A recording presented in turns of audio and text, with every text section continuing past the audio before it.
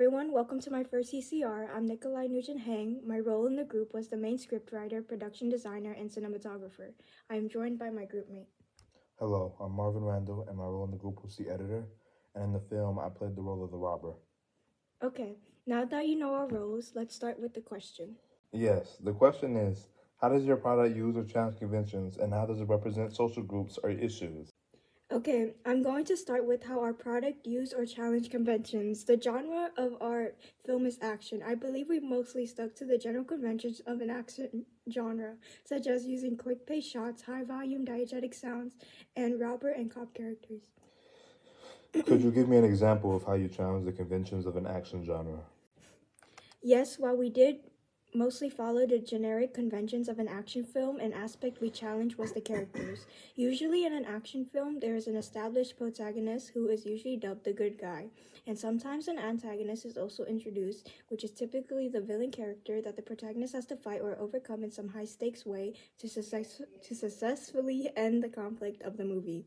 In our film, we begin with an establishing shot with the sound of sirens in the background. This immediately immerses the audience into the movie, and instead of introducing a main character or protagonist, it quickly cuts to a chase scene of the robber character and two unnamed cops who we refer to as cop number 1 and cop number 2 in the script. We challenged this aspect of the genre because we didn't want to immediately establish a good guy or bad guy character.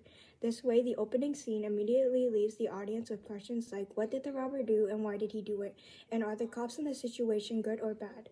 I believe this challenges the typical action genre convention of two clearly distinct sides early on in a movie. It gets the audience to interpret the opening scene for themselves, but also engages them from the beginning because they would want to watch more of the film to understand the characters better and distinguish for themselves who they can and cannot trust. Could you elaborate more on how your product stuck to the codes and conventions of an action genre, with your role as the main scriptwriter, production designer, and cinematographer in mind?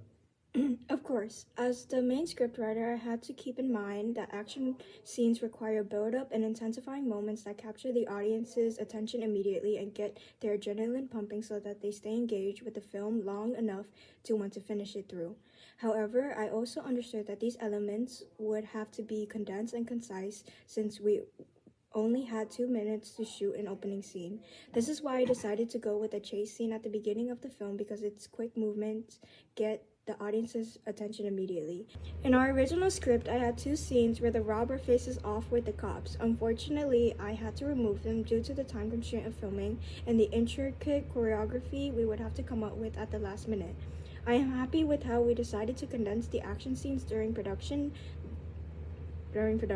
We chose to focus more on the build-up of whether or not the cops would be able to catch the robber in the beginning.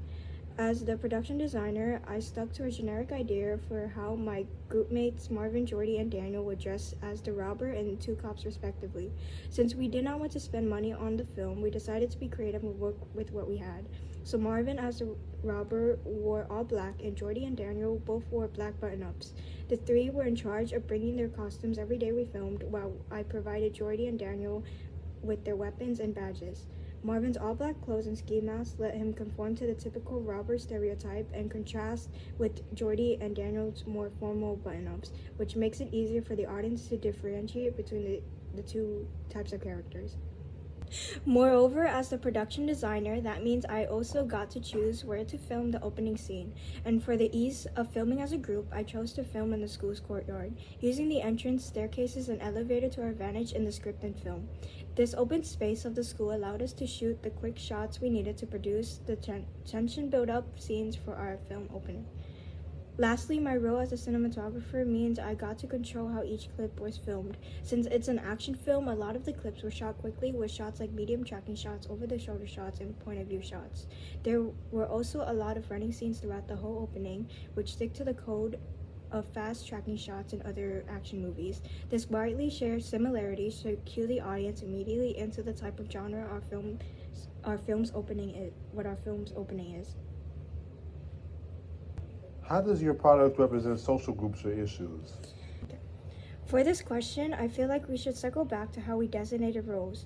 We came to a group consensus between me, Jordy, Daniel, and Marvin that Marvin would be the best fit to play the robber because of his tall stature, which is already a bit intimidating, especially when he is dressed in all black and has a mask covering his face. It easily follows the stereotype that the biggest guy is usually the dangerous one, and by Marvin playing the robber and dressed how he is in the film, it is easier for the audience to understand that he has committed some type of crime, which is why the two cops, Jordy and Daniel, are chasing after him. Is that all you'd like to add? Yes. Okay, we are done then. All right. Thank you for listening. Bye!